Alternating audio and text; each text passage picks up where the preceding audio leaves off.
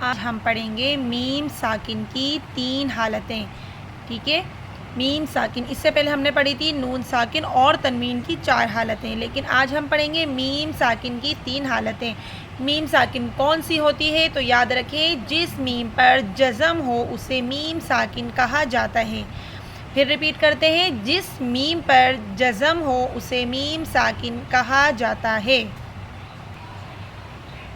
Number 1 ادغام، number 2 اخفا، number 3 اظہار. میم ساکن کی 3 حالتیں کون سی ہیں؟ ادغام، اخفا، اظہار. ہم نے نون ساکن اور تنوین کی 4 حالتیں پڑھی تھیں. کیا پڑھی تھی؟ اس میں بھی ہم نے ادغام پڑھا تھا، اخفا، اظہار اور چوتھا کیا تھا؟ اقلاب.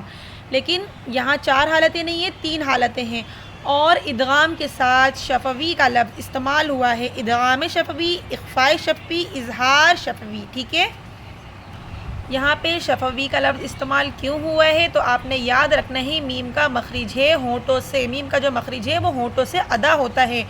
ہونٹوں کو کہتے ہیں شفتین، عربی میں ہونٹوں کو کہتے ہیں شفتین. اس لیے ہم اس کو پڑھیں گے میم. جب اگر آئے گا ادغام شفوی تو آپ کو سمجھ آ جائے کہ یہاں نون ساکن اور تنوین کی بات نہیں ہو رہی، یہاں کس کی بات ہو رہی ہے؟ میم ساکن کی بات ہو رہی ہے. اتنا آپ کو سمجھ آ گیا؟ شفوی کہتے ہیں. ادغام شفوی کب آئے گا؟ جب میم کی بات ہوگی. ٹھیک ہے، اب دیکھیے نمبر 1 ہے ادغام. اب ادغام کی تعریف کرتے ہیں ہم. ادغام کی تعریف کیا ہے؟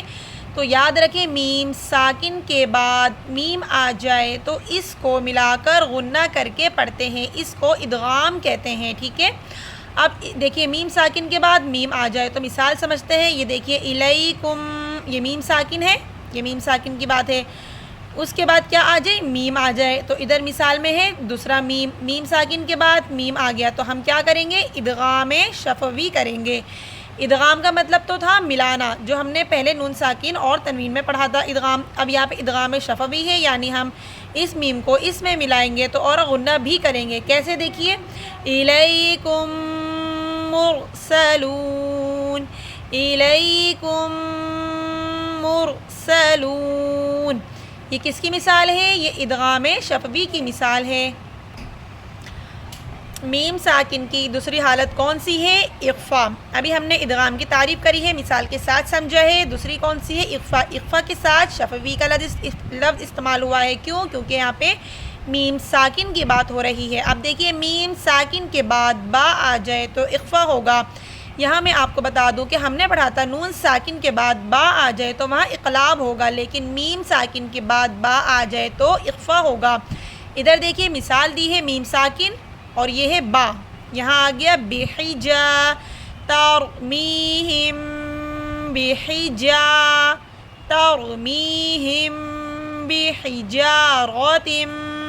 یہاں پہ ہم نے کیا کیا؟ اخفاء شفوی کیا ہے. میم ساکن کی تیسری حالت ہے اظہار. نون ساکن کی 4 حالتیں تھیں، میم ساکن کی 3 حالتیں ہیں. آخری حالت کون سی ہے؟ اظہار. اظہار کے ساتھ لفظ استعمال ہوا شفوی. ٹھیک ہے، اب اس کا قاعدہ دیکھیے، میم ساکن کے بعد میم اور با کے علاوہ، میم ساکن کے بعد میم اور با کے علاوہ کوئی حرف آ جائے تو اظہار ہوگا، یعنی غنہ نہیں ہوگا. اب اس کی مثال دیکھیے، میم ساکن کے بعد کوئی دوسرا حرف آ گیا، یعنی میم اور با کے علاوہ یہاں پہ کیا آ گیا؟ یا آ گیا. تو ہم اس کو کیا کریں گے؟ اظہار کریں گے، یعنی ہم غنہ نہیں کریں گے.